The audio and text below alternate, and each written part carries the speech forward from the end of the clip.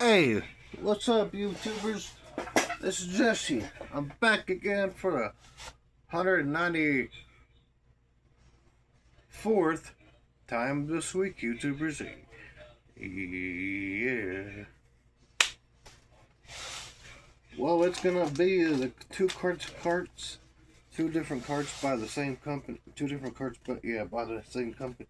Trapstick, Baja Blast versus Orange Creamsicle versus the pre-roll. Yeah. 194th video right now. Yes, sir.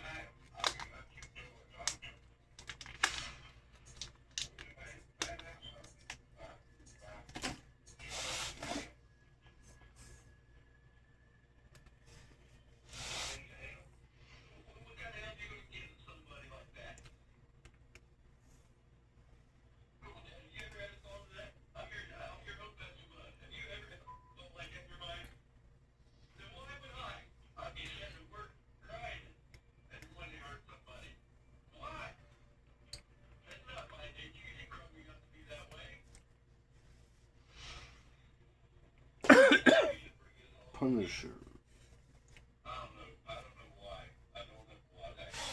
Y'all see what it looks like on the back?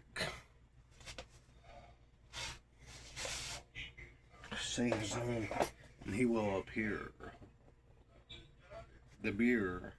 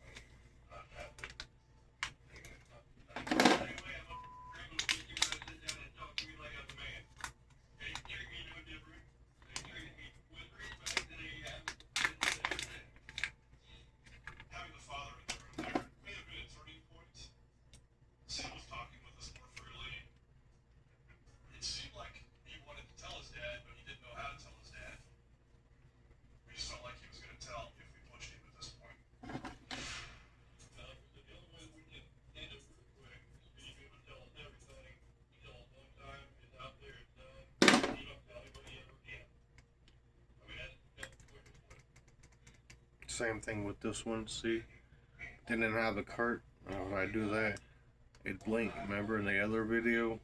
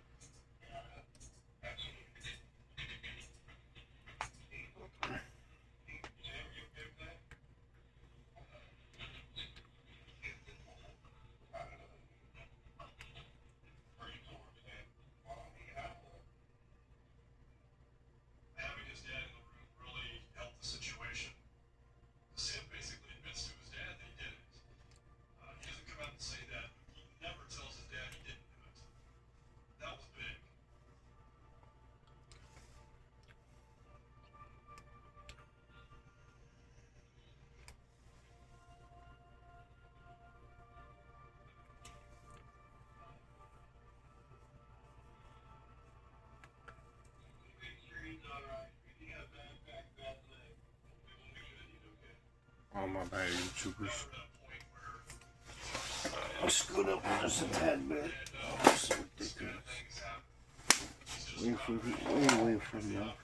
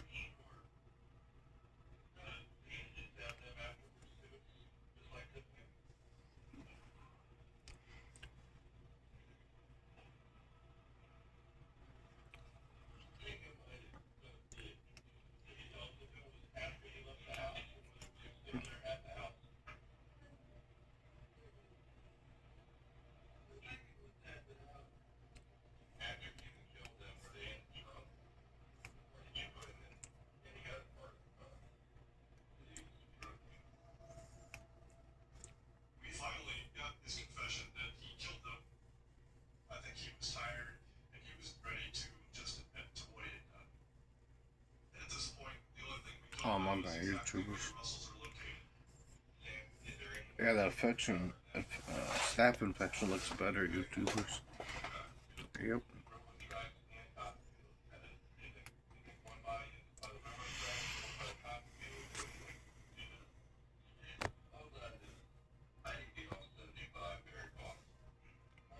Give me a few minutes, YouTubers. I'll be right back. Thank you. Thanks for holding, YouTubers. 5 million thumbs up.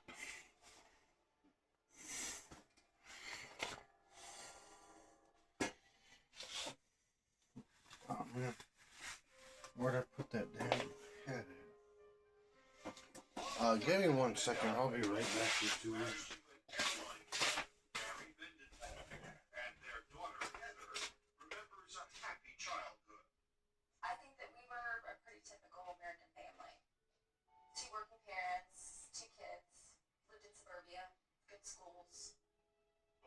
Relationship was troubled. Eventually, Kathy and Gary divorced, and he moved to Texas. From time to time, Mr. Mendenhall would come to the Atlanta area on business or to visit with his daughters. Sheriff's investigator Jason Fentner. And he happened to be in town on the day after Valentine's Day. The day Kathy McNaughton was murdered. And one of the first things Mr. McNaughton did is begin throwing out a list of people that he, quote, highly suspected. I think somebody that knew her went there with that purpose. Gary Mendenhall was on McNaughton's list. Tell me what you told the police. I said, look, I can't imagine who would kill Kathy. She's nice and sweet. The only person I know she's ever had a problem with is her ex-husband. Fentner called Mendenhall in for an interview. What is your relationship to Kathy McNaughton? I'm the ex-husband. I was married to Kathy for approximately 21 years. Why did you get divorced? For irreconcilable differences. As they talked, Fentner noticed something interesting about Mendenhall. He had a cut on his hand. What happened to you, fellow? It was cleaning up Heather's apartment here yesterday and washing the countertop and I caught some kind of rack she had there. Pulled it up. It takes forever for them to heal. Oh, I know. When you stab somebody 31 times like the killer murdered my wife, your hand slips down the knife and you cut your hand. Gary Mendenhall's dominant right thumb was cut. And there were some other potentially troubling things about Mendenhall. According to prosecutors,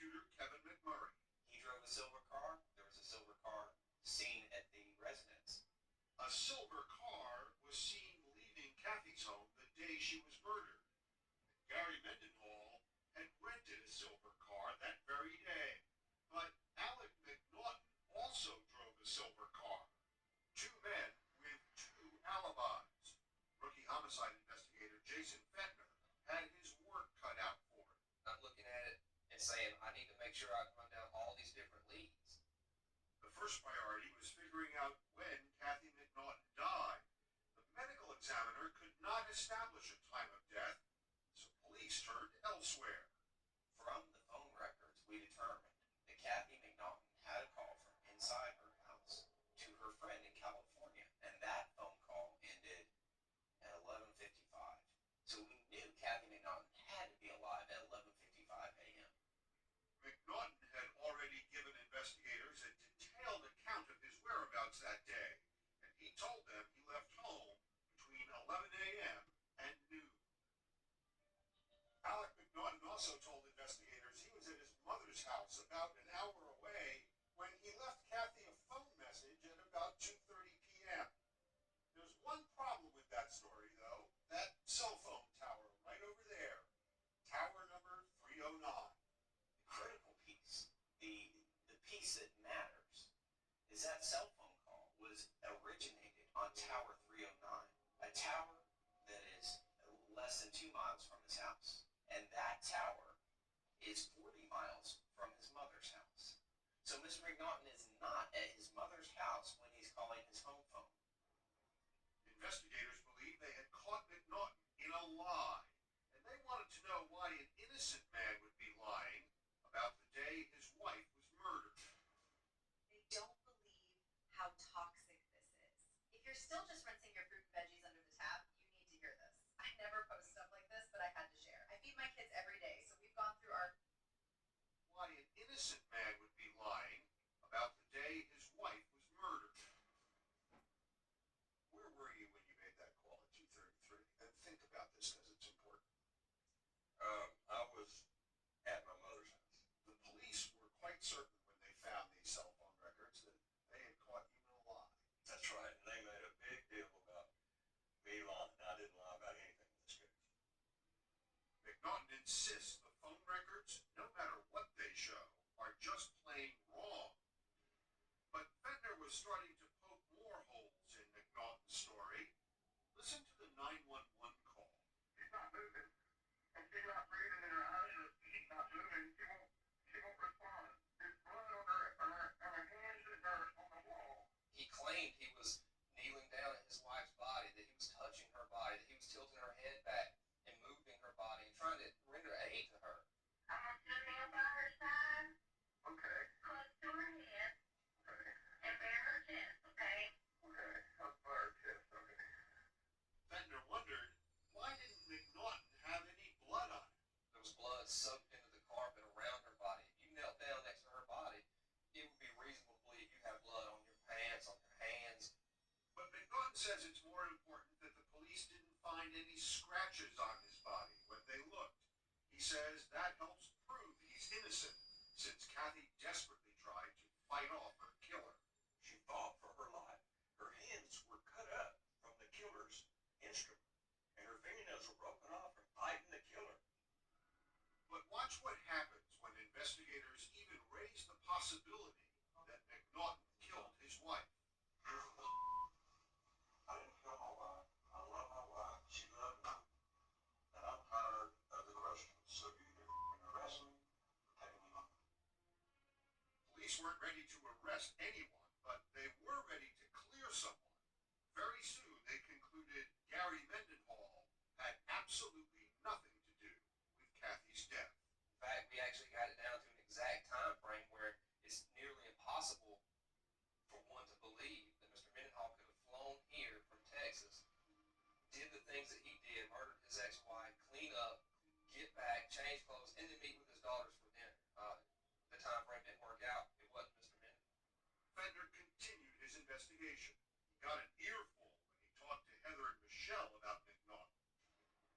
They painted a picture of a selfish man that didn't like his wife that much. They said that he was argumentative, that he was very controlling and domineering. At the same time,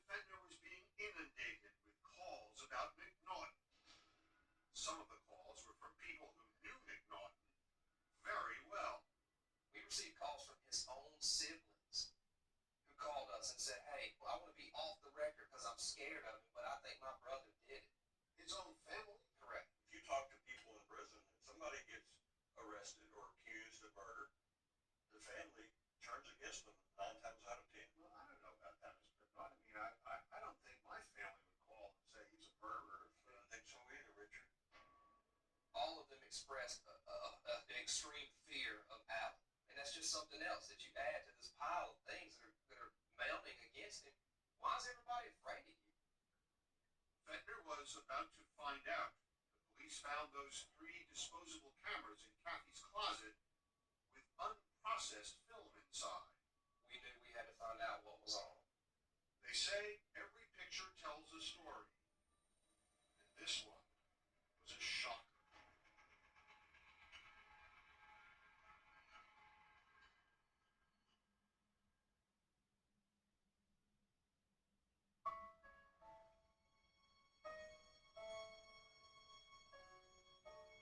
Everything that my mom knew about Alec was all the good things. Like everything that he had achieved, everything that he had acquired, his accomplishments. At least that's what Heather thought. But in May 2006, a year and a half after Kathy married Alec McNaughton, Heather had a terrifying phone call with her mother that began with a dinner invitation. She said that she'd love to come to dinner, but she couldn't. She sounded funny on the phone. I just, kept pushing her a little bit, and she said, I can't. Soon Kathy confided in her daughter and told her a shocking story that her husband, Alec McNaughton, had beaten her. She was on her way to work, and he had violently followed her out to the car, opened the car door, and pulled her out, and took her by the hair, and was literally dragging her. Dragging her by her hair. He was in violent rage. She said that there's no way that she could let this be in public. Oh, my bad. Yeah, I'm back, YouTubers. Thank you for holding. But anyways, let's get back to the video. I thought I put it on pause. She fell off her heels as we struggled and skinned her elbow, I think, in her knee. She fell off her heels. Yeah, she stumbled and we fell. She got scuffed up. What did you think? I was frightened. I'm like, did you call the police? She's like, no, I didn't call the police, and I'm not going to. We protect our family and pets as best as we can. And pets like mice, lice, fleas, ticks, and police. She's like, no, I did not call the police, and I'm not going to. Instead, Kathy started her own investigation of Alec, and even kept a secret file, notes and undeveloped photos in disposable cameras. Police found it all hidden inside her closet. I took the 3 disposable cameras to a local developer here in the area. When I got it back, I was shocked. There were pictures of her doing this, holding her hands up. There's a huge bruise on her face, and she's got bruises and scratches on her arms. McNaughton has his own explanation for all the bruises. He says Kathy's ex, Gary Mendenhall, must have done it. I just knew he'd have done that. You're saying that Gary Mendenhall beat her up. That's my opinion, yes. But that was not investigator Jason Fentner's opinion. Heather told him that McNaughton had beaten Kathy. Fentner knew those photos could be a key piece of evidence against McNaughton if the police could answer some crucial questions. One of the first questions that came up then was, who took these photos? The photographer had to authenticate the photos, say when the pictures were taken, and if Kathy said Alec had injured her. How come nobody's called to say, hey, I took pictures of her when she was beaten up? The police began searching for the photographer, but there were other important things in Kathy's closet. Very damaging notes about shady financial deals and worse. She had written down that he threatened to kill me. Prosecutor Kevin McMurray. She describes all the lies he's told to her. Kathy was on to him, but she was conflicted. She compiled this list of pros and cons about McNaughton, and despite the abuse under pro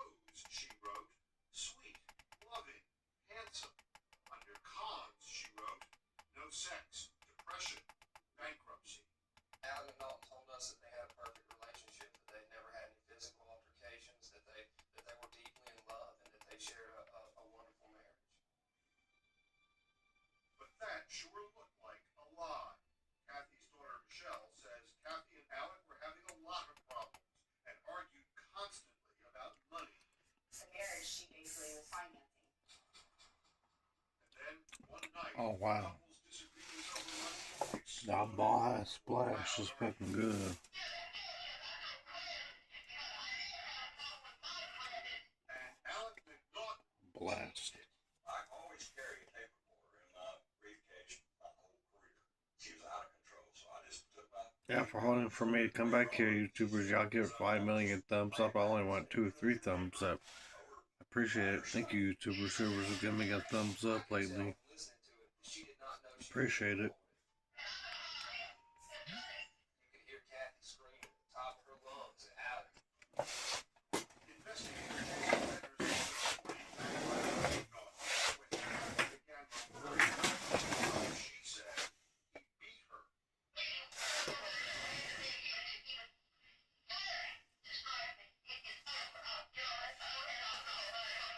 She says, I've got pictures, I've got affidavits. That was right after we had this photo of the couple out of the car, so I knew what she was referring to. But as it turns out, this was not the first time McNaughton was accused of abuse, as Fentner learned after tracking down McNaughton's first wife, Linda. And they said Alec McNaughton has murdered his wife. Linda McNaughton had divorced Alec nearly 40 years earlier. And my stomach sank to my toes. Despite the decades Actually, I got a way of fixing it. Hold on. said Give me 1 second, YouTubers. Yeah, y'all get 50 million trillion thumbs up. Hold on. where he said he was. There we go, YouTubers. You ready? Fentner called McNaughton in for a follow-up interview. The former lawyer sneered at the evidence. I think the comment he made was there's not a snowball's chance in hell that a jury would convict me on this. So that's very different from I didn't do this. They're lying. It is. Sounds like a challenge to me. And on February 27th, 2009, Stand up, turn around, put your hands behind your back.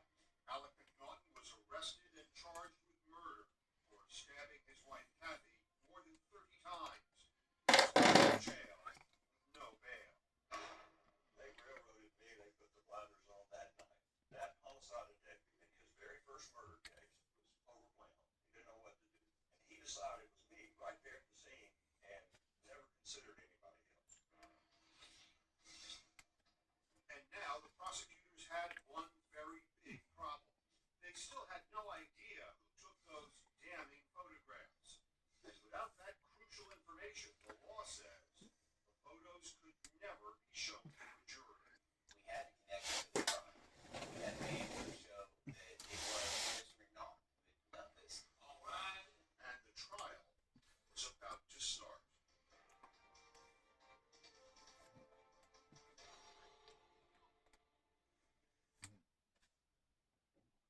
Stop your dog's indoor peeing in just 48 hours with this tiny dog shelter system.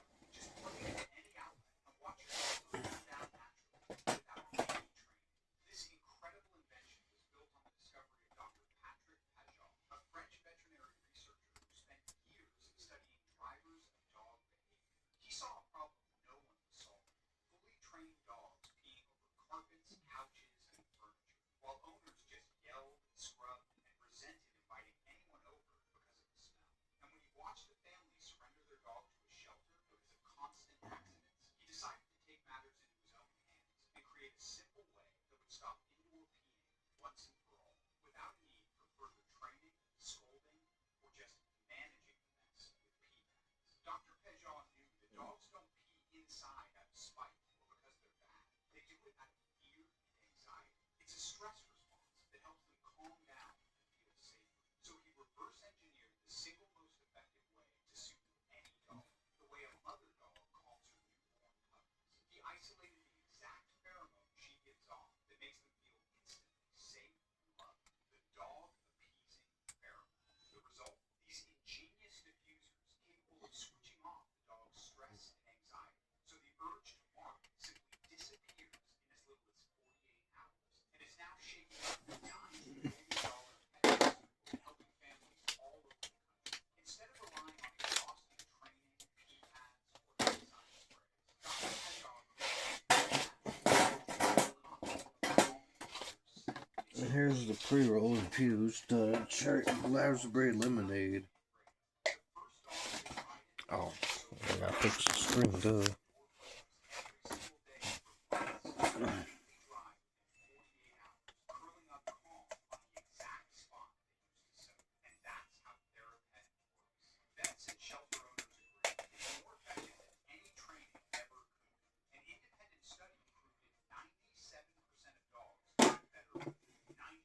Yeah, here's the pre-roll YouTubers.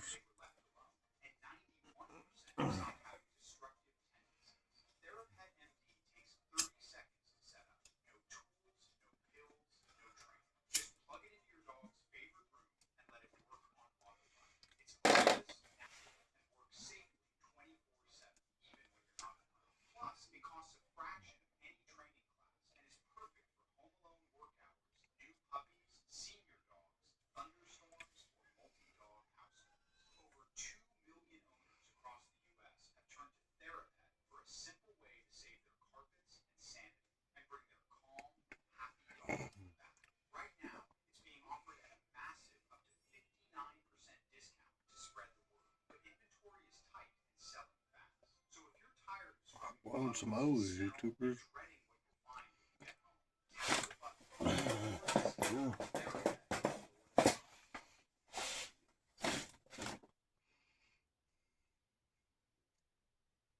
you're just joining us, you are going to get all of this free stuff right here just for trying Earth Freeze. So I see that Susan. Okay, Susan, we're going to pack your order. I'm going to show everybody all of the cool stuff you're going to get from Earth Freeze with our biggest sale yet.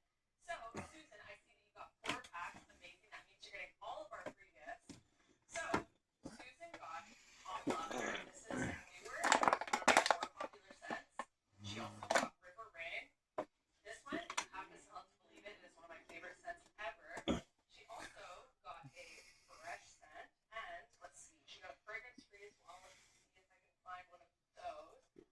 Perfect, right up here. So fragrance free is amazing for washing your delicates, that sort of thing. It's amazing. Even if you're not exclusively fragrance free, as like the kind of things you use, I recommend getting one because you will not regret it. So with these Well, that's it, YouTubers. Pieces. Deuces. See y'all in the next video. Peace.